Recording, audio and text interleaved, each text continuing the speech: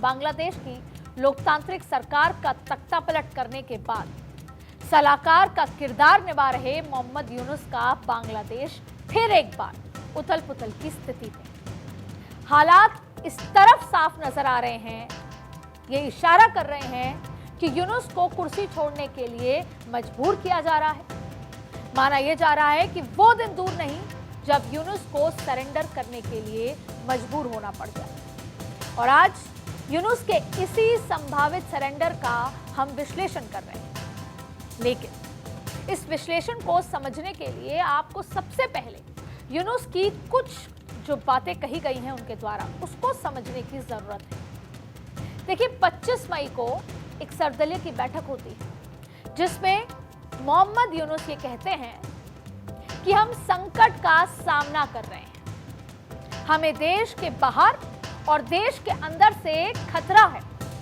ऐसा लग रहा है कि हम युद्ध जैसी स्थिति का सामना कर रहे हैं। अब आप यूनुस की इन बातों में एक शब्द पर गौर करना चाहिए आपको। यह शब्द है युद्ध।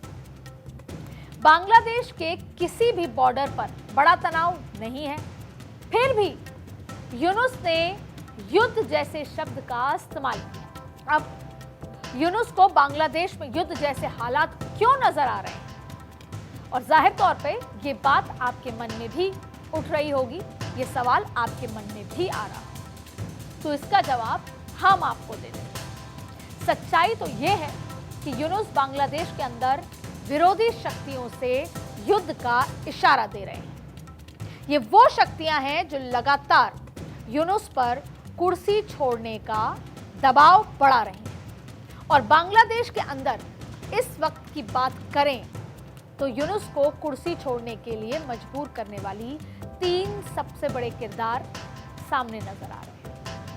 बांग्लादेश के अंदर यूनुस को सबसे बड़ी चुनौती देने वाले किरदार है वहां के आर्मी चीफ वकार, जो लगातार बांग्लादेश में चुनाव कराने की मांग कर रहे हैं और आज वही यूनुस के लिए सबसे बड़ी चुनौती बन गए।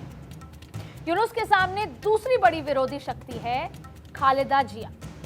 उनका राजनीतिक दल बांग्लादेश नेशनलिस्ट पार्टी, ये वो दल है जो यूनुस के खिलाफ मोर्चेबंदी पर लगा हुआ है।